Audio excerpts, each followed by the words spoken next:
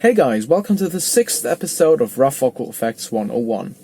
Today we're going to talk about polyphonic splitting techniques, so when you produce multiple tones at the same time with only one set of vocal folds. I've already made an episode on other true fold based effects such as creaking and fry scream, but I've decided to put polyphonic splitting techniques into a separate video as they are really a category on their own. If you've never heard polyphonic splitting, you're going to find out why in this video.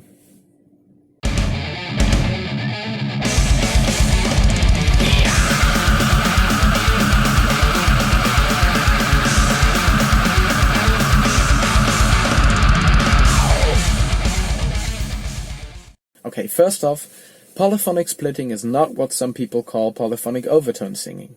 In overtone singing, our vocal folds are producing one pitch that naturally consists out of many partial tones or harmonics, or to be more precise, one fundamental tone that we perceive as the pitch, and lots of overtones that we perceive as timbre.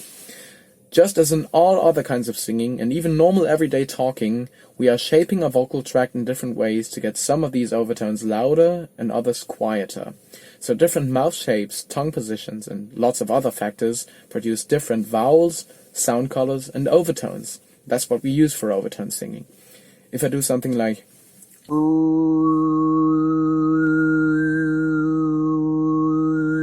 I'm basically articulating more extreme vowel shapes to get what we perceive as two separate melodies.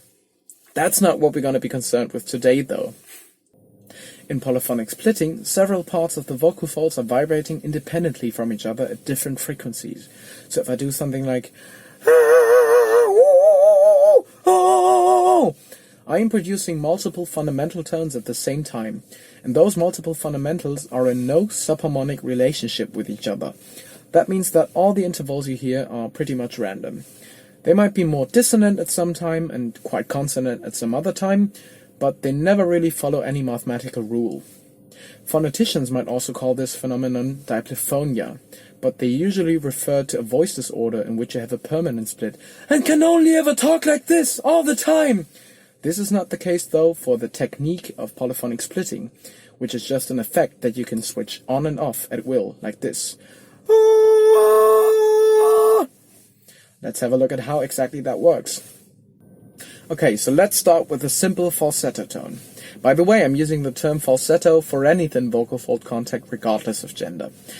We're going to start in falsetto because for that one there's a chance you're already kind of breathy without doing much about it. So if you have a sound like this, you can either try to get a bit more connection, more closure by letting less air through, like this,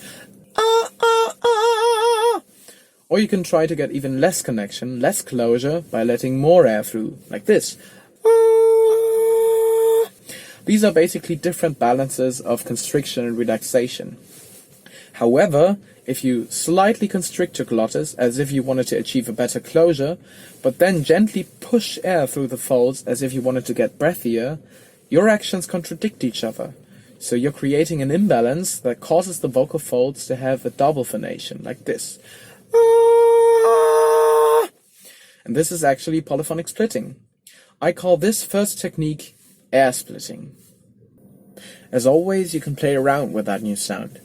Try out different pitches, different vowel shapes, different larynx positions, different amounts of constriction. If you go for a very relaxed approach, including a neutral larynx, centralized or half-open vowels, a comfortable pitch range, and more air, you're going to get lower additional fundamentals, like this. Whereas if you twang a bit more, spread your vowel, raise your larynx, and go to a very high pitch, you're going to get a super shrill sound on top of your first fundamental, like this. You can hear this kind of sound in many Janis Joplin songs. If you go for a rounded and closed vowel like ooh or oh, you get this kind of alien voice sound that Lala Hathaway is famous for. You can also do air splitting in modal voice, but try not to push or force the split, like this or something, because that will immediately traumatize your folds. We don't want that. We stay in a very light chest voice, like, oh yeah, this, and then we apply the same things to it. Oh yeah, oh. You can hear this kind of quality in the voice of Mark Oliver Everett of the band Eels. Or in many old Beatles songs when they probably have been recording for 12 hours straight and then finally picked the last take where the voice was already super wrecked. We don't want this to happen, but with the technique of polyphonic air splitting, you can imitate the sound of a wrecked voice very well. You can also create a split in hypercompression. If you don't know what hypercompression is, you can watch my episode on false fault distortions where I explain the concept in greater detail. Hypercompressed splitting, however, is kind of risky because the imbalance you have to create in order to get the split is much bigger than for normal air splitting.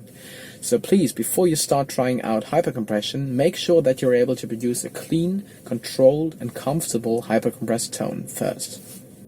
Okay, we're also going to start off with a clean hypercompressed tone right now. So, creating a lot of subglottal pressure down here, while resisting the airflow at the vocal fold level up here, okay? Press phonation. Oh! Like this. In hypercompressed splitting, we're maintaining the same set of muscular and diaphragmatic action down here, while actually letting some of the air bleed through our glottis, okay? So we start on the clean note again, and then slowly open up, and let's see what happens. Oh, a little split, and it already wiggled around in pitch a bit, so it's not really controllable. Let's see what happens with the second attempt.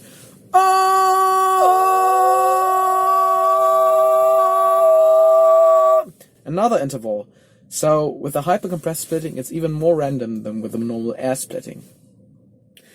Now you might wonder, who actually sings like this? And you're right, this is not a very useful sound for most musical contexts, as you can't really control the pitches with it, and also the strangled sound might evoke a rather uncomfortable feeling in most listeners. But there are actually some voice artists, like for example Phil Minton, who frequently use that technique in their improvisations.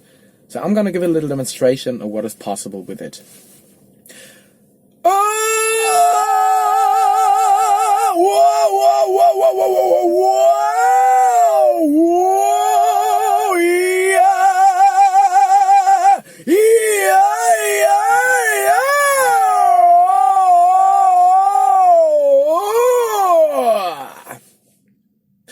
I don't know if you're more or less convinced right now, but this is the technique of hypercompressed splitting.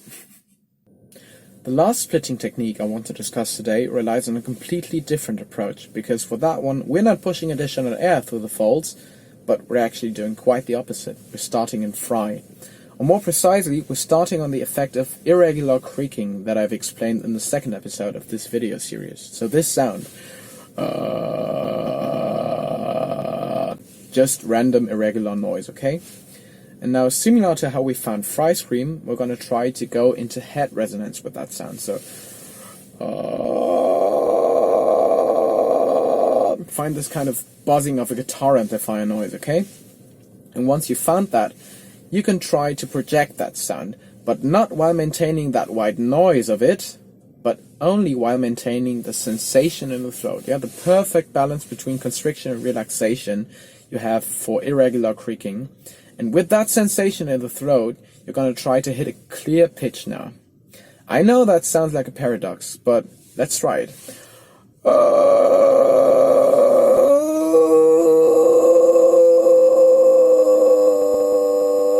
Oh, did you hear that? Okay, it takes some time to find it, but let's just try it again.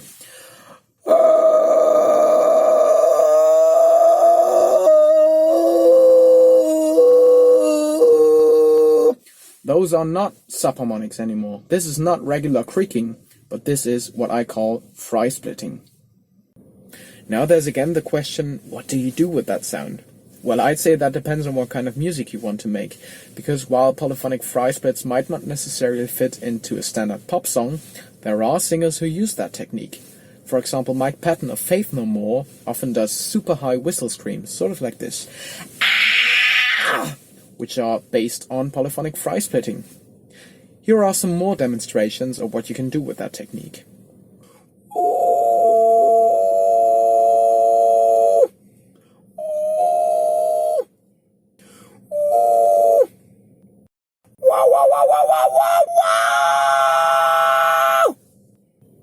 Okay, enough weird sounds for now. Let's wrap it up. Today I've introduced to you the effects of polyphonic air splitting, polyphonic hypercompressed splitting, and polyphonic fry splitting. These peculiar little techniques are 3 different ways to sing multiple random pitches at the same time with only one set of vocal folds. And while you might not have the right piece of music to use them in yet, I can assure that they are cool party tricks and also a very good way to scare your friends. Trust me, I've tried it. If you want to support me or that series, which I've already put a lot of time and work into, you can send me a little bit of money to the PayPal I've linked in the video description. Also, if you found that helpful, you can like this video, subscribe to my channel and hit the bell. If you have any questions or criticism, feel free to leave a comment. I'd be happy to have a conversation with you. Good luck and good night.